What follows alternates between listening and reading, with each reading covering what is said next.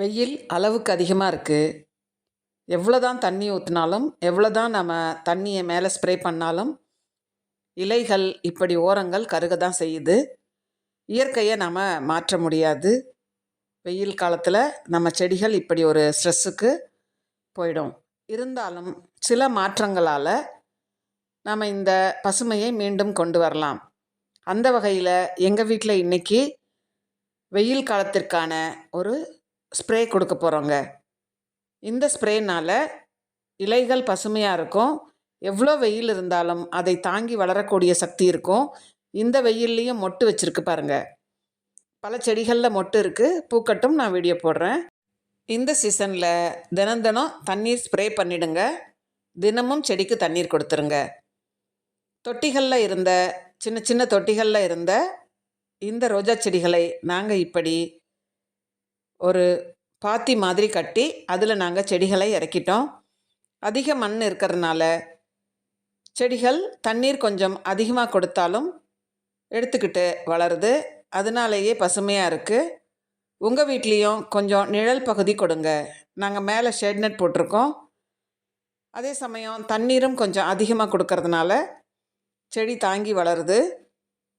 நீங்கள் shade net இல்லைன்னா ஒரு நிழல் பகுதியிலையோ அல்லது மரங்களுக்கு கீழ்ப்பகுதியில் இருக்கக்கூடிய நிழல்லையோ உங்கள் ரோஜா செடியை வைங்க. அப்படி வைக்கும்பொழுது இந்த 2 மாத காலத்திற்கு நம்ம கொஞ்சம் காப்பாற்றலாம். அடுத்ததாக நாங்கள் கொடுக்கறது எப்சம் சால்ட். இந்த எப்சம் சால்ட் செடிக்கு பசுமையை கொண்டு வந்துடும். மைக்ரோ நியூட்ரியன்ட்டு சொல்லக்கூடிய எலமெண்ட்ஸ் வகையைச் சேர்ந்த இந்த எப்சம் சால்ட் கண்டிப்பாக இந்த சீசனில் பயனுள்ள வகையில் இருக்கும்.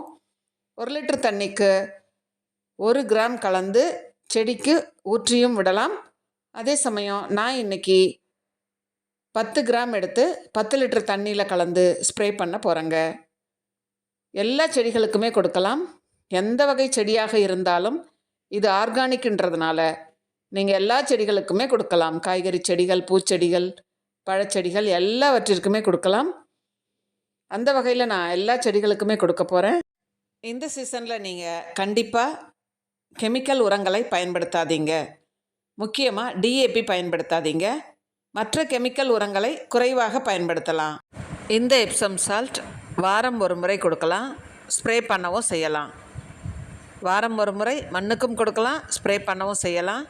கண்டிப்பாக இந்த கோடை காலத்தை சமாளிக்க இந்த எப்சம் சால்ட் ஒரு மிகச்சிறந்த தெளிப்பானாகவும் உரமாகவும் இருக்கும். நீங்களும் ட்ரை பண்ணுங்கள். தேங்க்யூ.